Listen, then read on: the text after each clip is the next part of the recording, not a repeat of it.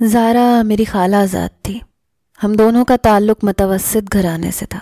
ہمارا ایک دوسرے کے گھر میں آنا جانا بھی بہت تھا۔ میں ان دنوں نوکری کی تلاش میں تھا جب زارا کا میرے گھر میں معمول سے زیادہ آنا جانا شروع ہو چکا تھا۔ وہ بہت خوبصورت تھی، عمر میں مجھ سے 10-12 سال چھوٹی تھی، اس لیے میں نے کبھی اسے اس نظر سے نہیں دیکھا تھا۔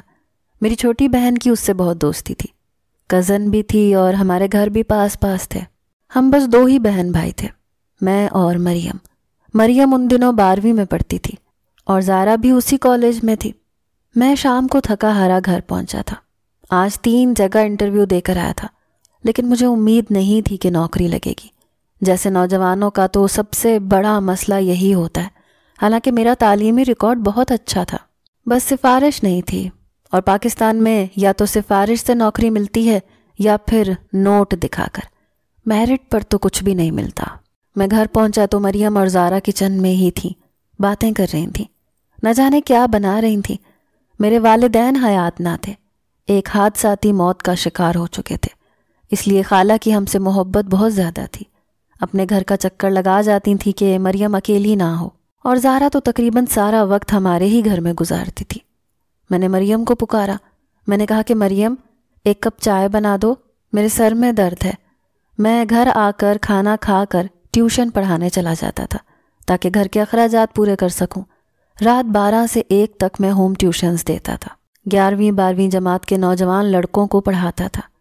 میں سر پکڑے بیٹھا تھا، نوکری نہ ملنے کی وجہ سے بے حد پریشان بھی تھا کہ جب چائے کا کپ میرے سامنے زارا نے کیا، میں نے اس کے ہاتھ سے چائے کا کپ لیا تو وہ میرے پاس ہی بیٹھ گئی۔ کہنے لگی، احتشام جلدی سے مجھے چائے پی کر اکاؤنٹس اور اکنامکس کے کچھ سوالات سمجھا دو۔ قسم سے کر کر کے تھک گئی ہوں، سمجھ ہی نہیں آ رہا ہے۔ وہ ایسی ہی تھی، مجھ سے 10-12 سال چھوٹی تھی، لیکن مجھے احتشام کہتی تھی۔ میں نے کہا، زارا سر میں بے حد درد ہے۔ میری بات سن کر کہنے لگی، تو میں کیا کروں؟ درد ہے تو چائے پیو اور شرافت سے مجھے سمجھاؤ، میں کوئی بھی ایکسکیوز نہیں سنوں گی۔ میں نے اسے کنکھیوں سے دیکھا تھا، پتہ نہیں کیوں، لیکن میں اسے انکار نہیں کر سکتا تھا، اور کیوں نہیں کر سکتا تھا اس کی وجہ میں جان ہی نہیں پایا تھا۔ شدید تھکن کے باوجود میں نے اسے پڑھانا شروع کر دیا، لیکن وہ بہت نالائق قسم کی لڑکی تھی۔ بار بار سمجھانے کے باوجود بھی اس کی عقل میں کچھ نہیں بیٹھتا تھا۔ جب میں پورا سوال سمجھا کر پوچھتا کہ کچھ عقل میں بیٹھا کہ نہیں، تو کہتی کہ ہاں سمجھ تو سب کچھ آ گیا ہے، لیکن یہ سوال حل ہوا کیسے؟ پینسل منہ میں دبائے بے وقوفانہ بات کہہ کے مجھے تپا کے رکھ دیتی تھی۔ مجھے اس پر شدید غصہ آنے لگا۔ میرے ٹیوشن جانے کا بھی ٹائم ہو گیا تھا۔ میں کھڑا ہو گیا، میں نے کہا، باہر میں جاؤ، تم نہیں پڑھ سکتی، یہ تمہارے بس کی بات نہیں ہے۔ آنٹی سے کہتا ہوں کہ کیوں پیسہ آپ اس کی پڑھائی پہ ضائع کر رہی ہیں، خدارا اس کا جہیز بنائیں اور رشتہ دیکھ کر اسے چلتا کریں۔ سمجھا سمجھا کے میرا تو دماغ خالی ہو گیا۔ میں نے ضد ہو کر کہا تھا، لیکن میں نہیں جانتا تھا کہ آگے سے مجھے یہ جواب پھر مل سکتا ہے۔ کہنے لگی، تو ٹھیک ہے نا، اماں سے میرا رشتہ مانگ لو۔ میں جو موٹر سائیکل کی چابی جیب میں ڈال رہا تھا، میرا تو ہاتھ وہیں رک گیا تھا۔ میں نے برجستہ اسے حیرت سے دیکھا۔ وہ مسکرا رہی تھی، شرمانے کی ناکام کوشش کر رہی تھی، پھر اٹھ کر فوراً وہاں سے چلی گئی۔ میں تو جہاں کھڑا تھا وہیں کھڑا کا کھڑا رہ گیا۔ میں سوچ بھی نہیں سکتا تھا کہ سارا میرے بارے میں ایسے خیالات رکھتی ہوگی۔ اس دن تو پورا دن میرا دماغ سارا کی بات پر ہی اٹکا رہا۔ مجھے اس کی بات بالکل بیکار سی لگ رہی تھی۔ مجھ سے 12 سال چھوٹی تھی وہ۔ مجھے لگا شاید اس نے مذاق سے یہ بات کی ہوگی، کیونکہ وہ اکثر ایسی بات کر جاتی تھی۔ میں نے اس کی بات کو نظر انداز کر دیا، لیکن کہیں نہ کہیں یہ بات میرے دماغ میں بیٹھ گئی تھی۔ اب جب بھی وہ میرے پاس بیٹھی بے تکلفی سے میرا ہاتھ پکڑتی تو میرے دل کی دھڑکنیں کسی اور ہی لے پر چلنے لگتی۔ میں فوراً سے اپنا ہاتھ کھینچ لیتا، اٹھ کر چلا جاتا۔ خالو کا کام کاروبار اچھا تھا، ہمارے گھر سے ان کے حالات کافی بہتر تھے، اور زارا ان کی چھوٹی اور لاڈلی بیٹی تھی۔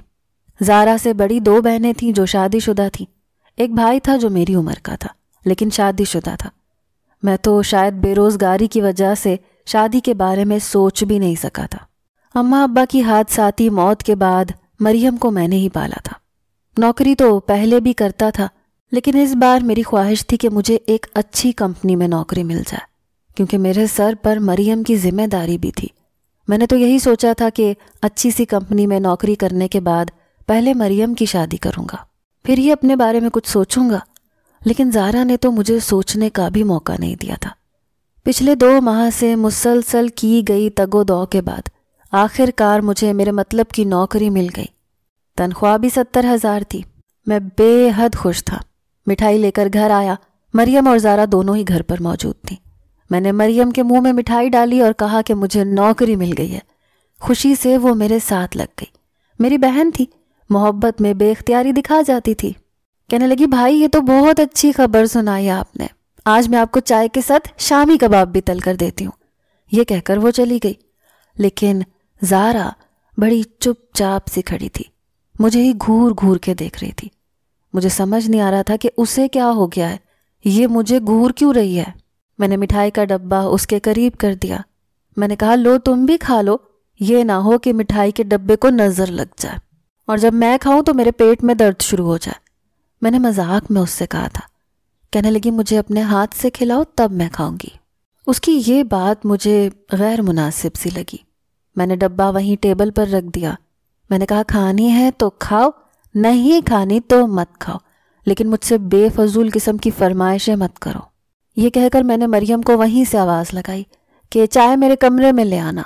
میں اپنے کمرے میں چلا گیا۔ مجھے اس لڑکی کی حرکتیں عجیب سی لگتی تھیں۔ بھلا یہ بھی کوئی بات تھی؟ کچھ ہی دیر میں میرے کمرے کا دروازہ کھلا۔ وہ بڑے غصے سے کمرے میں داخل ہوئی اور آتے ہی میرے بیڈ پر میرے سامنے بیٹھ گئی۔ کہنے لگی، تمہیں اتنی سی بات سمجھ میں نہیں آتی کہ مجھے تم اچھے لگتے ہو، میں تم سے محبت کرتی ہوں۔ میں نے اسے غصے سے دیکھا تھا۔ میں نے کہا، اپنی عمر دیکھی ہے تم نے؟ شرم نہیں آتی تمہیں اتنی سی عمر میں مجھ سے یہ بات کر رہی ہو؟ تمہاری پڑھنے کی عمر ہے، سمجھی؟ اور خبردار جو مجھ سے آئندہ اس قسم کی بات کی تو۔ میں نے اسے برے طریقے سے جھاڑ دیا۔ کچھ دیر وہ میرے سامنے بیٹھی آنسو ٹپکاتی رہی، پھر اٹھ کر چلی گئی۔ کچھ دن وہ ہمارے گھر نہیں آئی۔ مریم بھی اداس ہونے لگی۔ میں نے کہا، مریم یہ زارا کی بچی کیوں نہیں آ رہی ہے آج کل؟ کہنے لگی، پتہ نہیں بھائی، روز مجھے ہی اس کے پاس جانا پڑتا ہے، اسے منا کے تھک گئی ہوں، پتہ نہیں کس بات پر ناراض ہے، کہہ رہی ہے کہ تمہارے گھر نہیں آؤں گی۔ عجیب بچکانہ قسم کی حرکتیں تھیں اس لڑکی کی۔ بہرحال میں ٹیوشن پڑھانے چلا گیا۔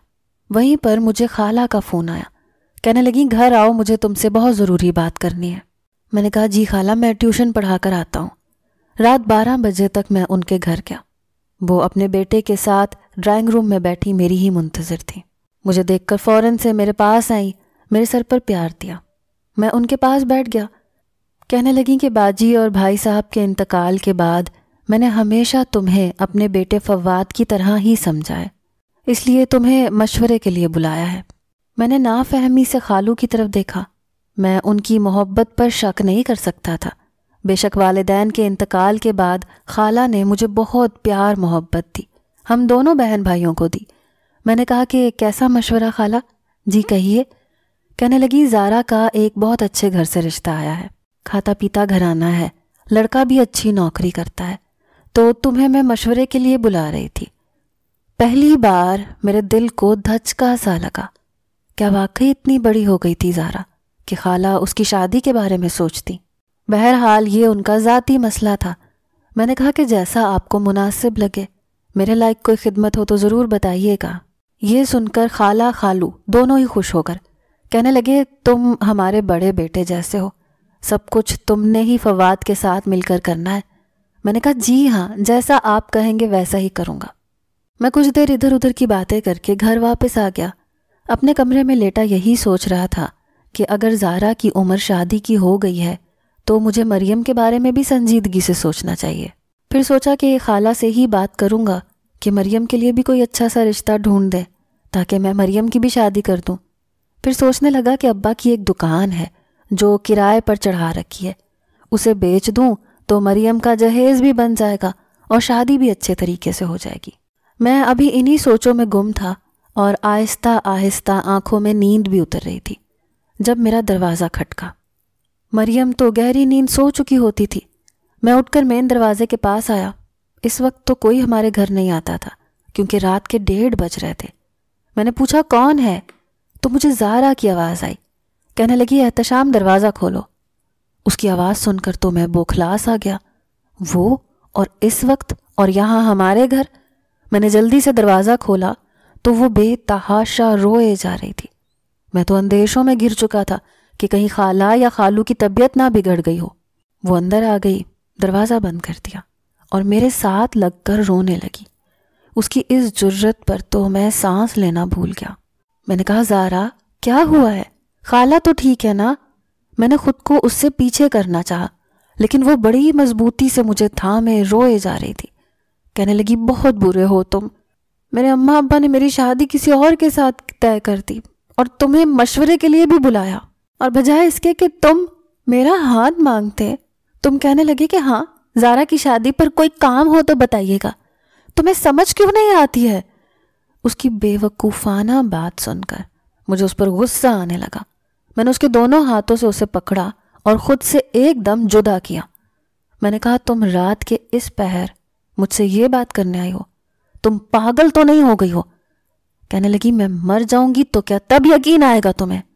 میں نے غصے سے اسے پکڑ کر اسے گھر سے باہر لے گیا۔ گلی بالکل سنسان تھی، آخری مکان خالہ کا تھا۔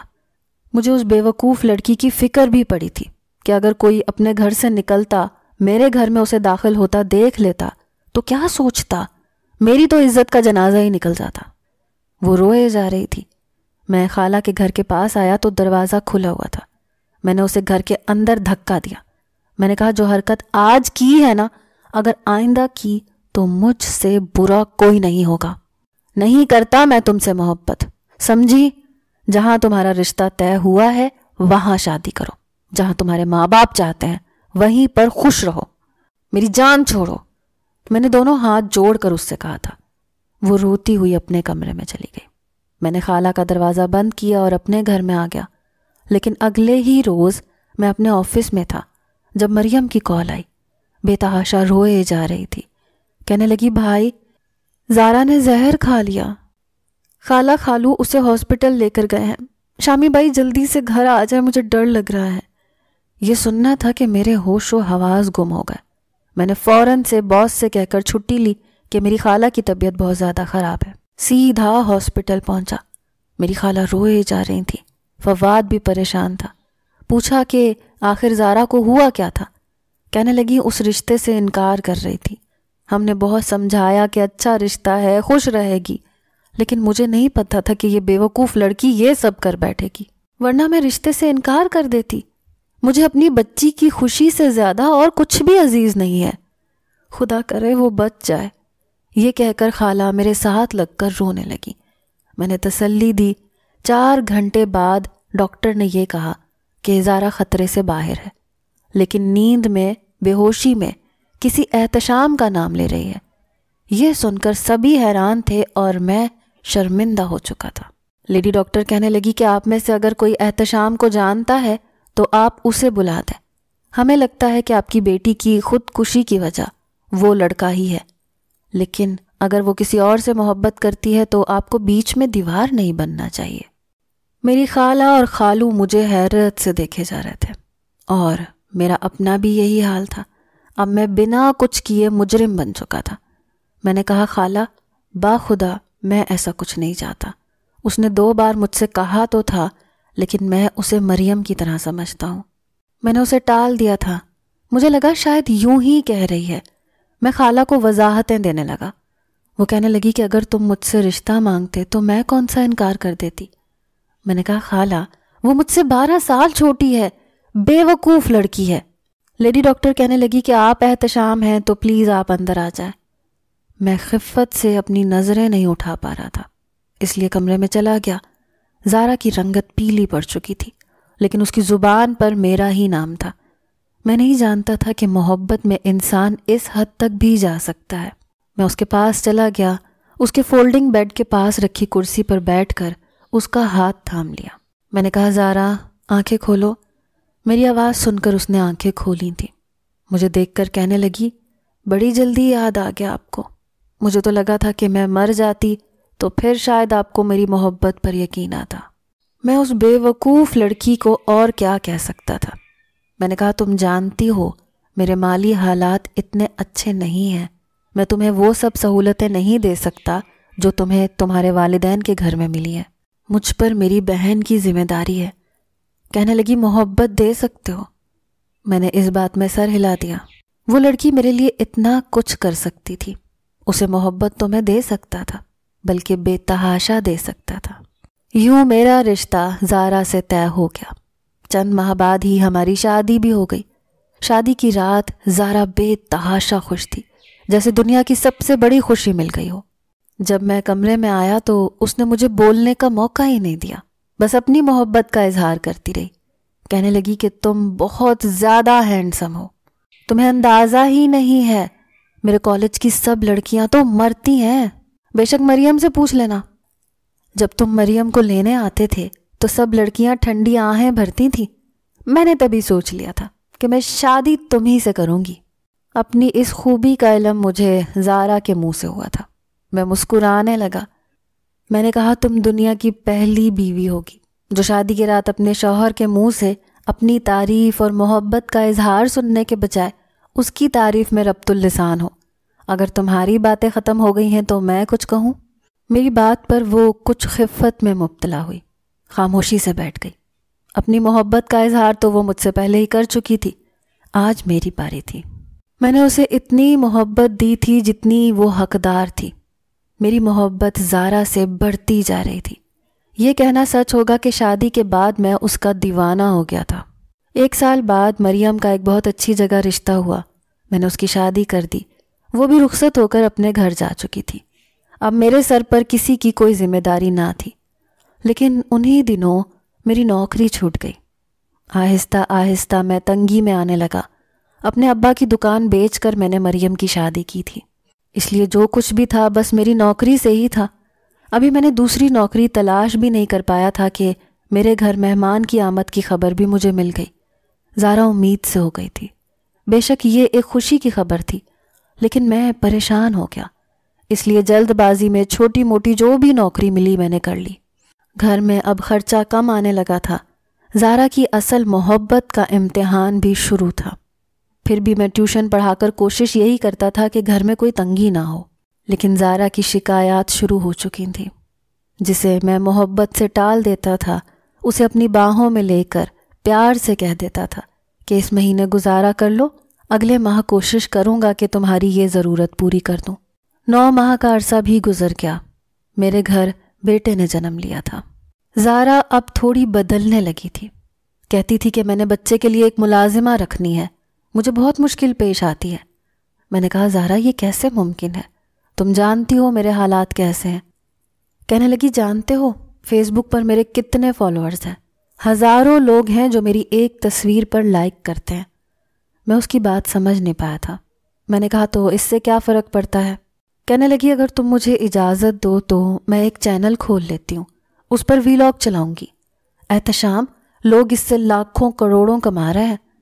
میں نے کہا کہ یہ تو سیدھی سی بے پردگی سی ہے۔ کہنے لگی چھوڑو نا ان باتوں کو، ہمیں اس وقت اپنے حالات کو بہتر کرنا چاہیے۔ جیسے ہی تمہاری اچھی نوکری لگ جائے گی، حالات بہتر ہو جائیں گے تو میں یہ چھوڑ دوں گی۔ کہنے لگی میں صرف کوکنگ کا پروگرام کروں گی، اس میں بے پردگی تھوڑی ہوتی ہے۔ میں نے کہا ٹھیک ہے، کوشش کرنا تمہارا چہرہ کوئی نہ دیکھے۔ کہنے لگی ہاں ٹھیک ہے، کوئی نہیں دیکھے گا سوائے تمہارے۔ میں اس کی بات سن کر ہنسنے لگا۔ زارا کی محبت پر تو میں شک کر ہی نہیں سکتا تھا، لیکن میں نے کبھی بھی یہ دیکھنے کی کوشش نہیں کی کہ اس نے کس چیز کا چینل بنایا ہے۔ اور ہوا یہ تھا کہ چند ماہ میں ہی اسے ایک اچھی رقم آنے لگی۔ وہ بڑی خوشی خوشی مجھے بتاتی کہ اس ماہ 2 لاکھ کا فائدہ ہوا ہے۔ میں یہ سن کر حیران ہوتا تھا۔ میں اچھی جاب کی کوشش میں لگا ہوا تھا۔ میں نے زارا سے کبھی بھی اپنے لیے پیسے نہیں لیے تھے۔ گھر کے اخراجات میں وہ کافی حد تک میری مدد کرتی تھی۔ اخراجات کہنا شاید مناسب نہیں ہوگا کیونکہ وہ سب میں پورے کر دیتا تھا۔ یہ کہنا زیادہ ٹھیک رہے گا کہ اپنی عیاشیاں وہ انہی سے پوری کرتی تھی۔ پھر وہ برانڈز کے کپڑے پہننے لگی، فیشن کرنے لگی۔ اس نے پورے کچن کا حلیہ بدل کے رکھ دیا تھا۔ کہنے لگی لوگ یہ سب دیکھتے ہیں، جب بھی وہ اپنا کوکنگ شو ریکارڈ کرتی تو بہت زبردست لباس پہنتی، میک اپ کرتی، بال بھی کھلے رکھتی۔ اب وہ لاکھوں کمانے لگی تھی، دن بدن اس کے حسن میں نکھار پیدا ہو گیا تھا۔ میں اپنی ہی جاب میں اس قدر مصروف تھا کہ کچھ دنوں کے لیے اس کو اس کے حال پر چھوڑ دیا۔ آہستہ آہستہ اس نے پورے گھر کا نقشہ بدل کے رکھ دیا تھا۔ اب تو وہ گھر کی ویڈیو بھی بناتی تھی، وہ کیسے اٹھتی ہے، کیسے بیٹھتی ہے، ناشتہ کیا کرتی ہے، دوپہر کو اس نے کیا بنایا، یہاں تک کہ اپنے آپ کو اور اپنے بیٹے کو بھی دکھانے لگی تھی۔ ایک بار مجھ سے کہنے لگی کہ میں سب کو اپنا شوہر دکھانا چاہتی ہوں۔ میں نے کہا پاگل ہو کیا؟ کہنے لگی احتشام یہ سب کہتے ہیں کہ ہم آپ کے ہسبینڈ کو دیکھنا چاہتے ہیں۔ میں نے کہا یہ سب تم اپنے آپ تک ہی رکھو تو بہتر ہے، مجھے یہ سب پسند نہیں ہے۔ لیکن آہستہ آہستہ اس نے مجھے اس بات پر آمادہ کر لیا۔ میں ایک سیدھا سادہ سا انسان تھا، مجھے زیادہ قیمتی لباس پہننے کا شوق نہیں تھا، نہ ہی میں اپنی زیادہ پرواہ کرتا تھا، لیکن زارا نے مجھے اپنے ان ویلاگز میں شامل کر لیا۔ میں بس رسمی سے جملے ادا کرتا۔ آہستہ آہستہ زارا کے رویے میں بدلاؤ آنے لگا۔ پہلے وہ مجھے اپنے سارے کمنٹس دکھا دیتی تھی کہ دیکھو احتشام، لوگ میری کتنی تعریف کرتے ہیں، کہتے ہیں آپ بہت خوبصورت ہیں، لگتا ہی نہیں ہے کہ آپ ایک بچے کی ماں ہیں۔ میں پڑھ کر ہنس دیتا تھا، کہتا تھا کہ واقعی تم بہت خوبصورت ہو، کم عمری میں ہی تم پر ایک بھوت سوار نہ ہوتا تو اب تک تمہاری شادی نہیں ہوئی ہوتی۔ میری بات سن کر مجھے خوب گھورنے لگتی اور میں ہنسنے لگتا، اسے اپنی باہوں میں جکڑ لیتا، پھر کہتا کہ زارا تم چیز ہی ایسی ہو، مجھ جیسا مرد بھی تمہارا دیوانہ ہو گیا ہے، تو ظاہر ہے ان لوگوں کا بھی کوئی قصور نہیں ہے اگر وہ تمہیں پسند کرتے ہیں تو ٹھیک کرتے ہیں۔ میں اسے اپنی محبت میں کہہ دیتا تھا ایسے، لیکن میں یہ نہیں جانتا تھا کہ میری ایسی باتوں کو وہ کچھ اور ہی اثر دے دے گی۔ اب کوئی زارا کی آواز کی تعریف کرتا، کوئی اس کے خوبصورت چہرے کی، کوئی اس کی بنائی ہوئی چیزوں کی۔ یہ سب کچھ سوشل میڈیا کا ایک حصہ ہے، اس لیے میں نے کبھی بھی ان باتوں کو شک کی نظر سے نہیں دیکھا تھا۔ لیکن آہستہ آہستہ میں یہ محسوس کرنے لگا جیسے زارا مجھ سے بیزار ہونے لگی تھی۔ میں جب اس کے قریب آتا وہ مجھ سے دور رہنے کے بہانے کرنے لگتی، کبھی کبھی مجھ پر یہ جتانے لگتی کہ وہ مجھ سے کئی گنا زیادہ کماتی ہے۔ میں اس کی بات کو ہنسی مذاق میں ٹال دیتا، لیکن اب وہ بڑی بے حسی سے مجھے تانے دینے لگی تھی۔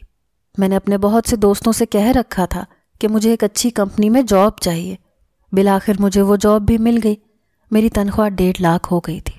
جب میں نے زارا سے کہا کہ اب وہ چینل پر کام نہیں کرے گی، میری بات سن کر تو وہ ہتھے سے اکھڑ گئی، کہنے لگی کیوں نہیں کروں گی؟ میں نے کہا دیکھو زارا، پہلے ضرورت تھی، میری جاب نہیں تھی، میں ایک چھوٹی سی کمپنی میں کام کرتا تھا، گھر کے اخراجات پورے نہیں کر سکتا تھا، اور تمہیں عیاشیوں کی عادت تھی، اس لیے میں نے تمہیں کہا تھا، لیکن اب میری تنخواہ اچھی ہے، میں تمہاری بہت سی ضروریات پوری کر سکتا ہوں، تمہاری چھوٹی موٹی عیاشیاں بھی افورڈ کر سکتا ہوں، اس لیے میں نہیں چاہتا کہ تم یہ سلسلہ جاری رکھو۔ کہنے لگی تنخواہ کیا ہے تمہاری؟ بس 1.5 لاکھ، اور اس پر تم اتنا اکڑ رہے ہو۔ میں ماہانہ 5 لاکھ کماتی ہوں، اور کبھی 10 اور کبھی 20 لاکھ۔ یہ گاڑی دیکھی ہے تم نے میری، 25 لاکھ کی ہے، میرے کپڑے دیکھے ہیں، میں ہر ماہ 2.5 لاکھ کی شاپنگ کرتی ہوں، دے سکتے ہو تم مجھے یہ سب کچھ؟ یہ سن کر میں اس کی شکل دیکھ کر رہ گیا، وہ کہیں سے بھی زارا نہیں لگ رہی تھی جس نے مجھ سے محبت کی تھی۔ کہنے لگی میرے حسن پر دنیا مٹتی ہے، میں ایک دن ویڈیو نہ بھیجوں تو لوگ پاگل ہو جاتے ہیں، تمہیں میری قدر ہی نہیں ہے، پتہ نہیں میں نے کیوں تم سے شادی کر لی۔ میں تو اس کی باتیں سن کر جتنا بھی حیران ہوتا کم تھا۔ میں نے کہا تم ہوش میں تو ہو، کیا کہہ رہی ہو مجھ سے؟ بھول گئی ہو کہ میری خاطر کیا کیا تھا تم نے؟ کہنے لگی سب سے بڑی حماقت کی تھی میں نے، کم عمر تھی، مجھے عقل ہی نہیں تھی کہ میں اپنے ہاتھوں اپنے آپ کو زخمی کرنے جا رہی ہوں۔ اپنی عمر دیکھی ہے تم نے، مجھ سے 12 سال بڑے ہو تم، اب تو تمہارے سفید بال بھی آنا شروع ہو گئے ہیں، تمہارے ساتھ میں ویلاگز بناتی ہوں تو لوگ کہتے ہیں کہ آپ کو کیا سوجی تھی کسی بڈھے سے شادی کرنے کی، یہ شخص آپ کے ساتھ بالکل نہیں جچتا۔ زارا کی بے تحاشا غرور اور گھمنڈ کی وجہ میں اب سمجھا تھا، وہ تھیں لوگوں کی باتیں۔ میں نے سنجیدگی سے زارا سے بات کی، میں نے کہا بند کرو اپنا یہ چینل ورنہ میں اڑا کے رکھ دوں گا۔ یہ سننا تھا کہ وہ مجھ پر چیخنے چلانے لگی، کہنے لگی میں تمہیں چھوڑ دوں گی لیکن اس چینل کو نہیں چھوڑوں گی۔ پتہ نہیں کیوں مجھ پر تمہارے عشق کا بھوت سوار ہو گیا تھا جو میں نے تم سے شادی کر لی۔ میں جتنی خوبصورت ہوں میرے لیے تو امریکہ اور فرانس کے بڑے بڑے بزنس مین کے رشتے بھی آ سکتے تھے۔ میں تو اس کی بات اور اس کے گھمنڈ کو دیکھ کر حیران تھا۔ میں نے کہا اچھا کون ہے ایسا لڑکا جس نے تمہارا دماغ خراب کر کے رکھا ہے؟ میں نے کہا شوہر شوہر ہوتا ہے، یہ چند جملے پھینکنے والے کبھی بھی بیوی نہیں بناتے۔ میری بات سن کر کہنے لگی کہ بہت ہے مجھے بیوی بنانے والے، اب تم سے زیادہ خوبصورت، ہینڈسم اور بزنس مین۔ میں سمجھ گیا تھا کہ کوئی تو ہے جو اس کا دماغ خراب کر رہا ہے۔ میں نے اپنے غصے کو ضبط کیا، پیار سے اس کے پاس آ کر سمجھانے لگا، اس کے بال سہلاتے ہوئے کہنے لگا کہ یہ سب لوگ اچھے نہیں ہوتے، لڑکیوں کو ٹریپ کرتے ہیں، دھوکہ دیتے ہیں، عزت نہیں دیتے۔ کہنے لگی بس رہنے دو، بس مجھے تم سے طلاق چاہیے۔ اس کے جملے نے تو میرے ہوش اڑائے تھے۔ میں نے کہا پاگل ہو گئی ہو کیا؟ تم میری بیوی ہو، ہمارا ایک چھوٹا سا بچہ ہے، جنت جیسا گھر ہے، زارا کیوں طلاق لینا چاہتی ہو مجھ سے؟ کہنے لگی رکھو اپنا بچہ اپنے پاس، اپنا یہ جنت جیسا چھوٹا سا گھر جہاں میرا دل تنگ ہوتا ہے، میں نہیں رہ سکتی یہاں پر۔ وہ جو بھی شخص تھا وہ زارا کا دماغ پوری طرح سے خراب کر چکا تھا۔ میری محبت، پیار، یہاں تک کہ میرا بچہ بھی اسے نظر نہیں آ رہا تھا۔ میں نے خالہ سے بات کی، خالہ نے بھی اسے سمجھایا، لیکن وہ تو کسی کی سننے کو تیار ہی نہ تھی۔ بس ایک ہی ضد تھی کہ مجھے طلاق دے دو، مجھے تمہارے ساتھ نہیں رہنا۔ میں نے بھی انکار کر دیا تو اس نے خلا کا مقدمہ دائر کر دیا اور پھر جھوٹے سچے الزامات لگا کر اس نے مجھ سے طلاق حاصل کر لی۔ میرا گھر اجڑ چکا تھا۔ پھر اسی کے ویلاگز سے پتہ چلا کہ اس نے دوسری شادی کر لی۔ وہ اب اٹلی میں رہنے لگی تھی۔ اس کے دوسرے شوہر کی ویڈیو بھی منظر عام پر آنے لگی، جہاں وہ یہ اعتراف کر رہی تھی کہ اس شخص کے ساتھ ویلاگز پر ہی محبت ہوئی تھی۔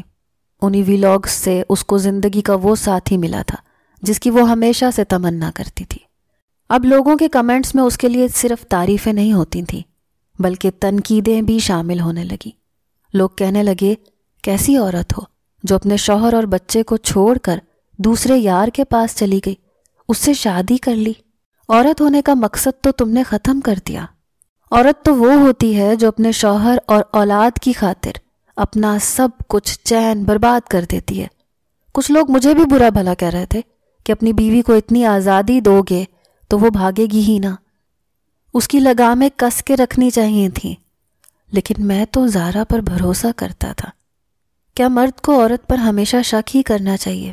اس پر بھروسہ نہیں کرنا چاہیے۔ اسے ہمیشہ شک کی کسوٹی پر ہی پرکھتا رہے، اسے اعتماد نہیں دینا چاہیے۔ میں جانتا تھا کہ وہ رہے گی اس کے ساتھ بھی نہیں، کیونکہ جب ایک مرد کو صرف وہ اس لیے چھوڑ دے کہ وہ حیثیت میں اس سے کم ہے اور اس کی خواہشات پوری نہیں کر سکتا، تو پھر ایسی عورت کسی بھی مرد کے ساتھ زندگی نہیں گزار سکتی۔ جب وہ اس سے زیادہ امیر شخص کو دیکھے گی تو اسے بھی چھوڑ دے گی جس کے پاس وہ رہ رہی ہے، یا پھر وہ شخص اس سے زیادہ حسین لڑکی کو دیکھے گا تو زارا کو چھوڑ دے گا۔ شاید پھر اسے میری قدر ہوگی، لیکن میری نظر میں وہ اپنی ساری قدر و قیمت کھو چکی تھی، 2 ٹکے کی بھی نہیں رہی تھی، اور ایسی عورت کو میں دوبارہ اپنی زندگی میں شامل نہیں کر سکتا تھا۔ شاید کسی بھی عورت کو نہیں کر سکتا تھا۔ اپنے بیٹے کی پرورش میں خود ہی کر رہا تھا۔ مریم میرے پاس آ جاتی تھی، میرے بیٹے کو سنبھالنے میں میری مدد کر دیتی تھی۔ میری بہن کے شوہر کی تنخواہ مجھ سے بھی کم تھی، گھر بھی مجھ سے چھوٹا تھا، لیکن وہ اس کے ساتھ انہی حالات میں گزارا کر رہی تھی۔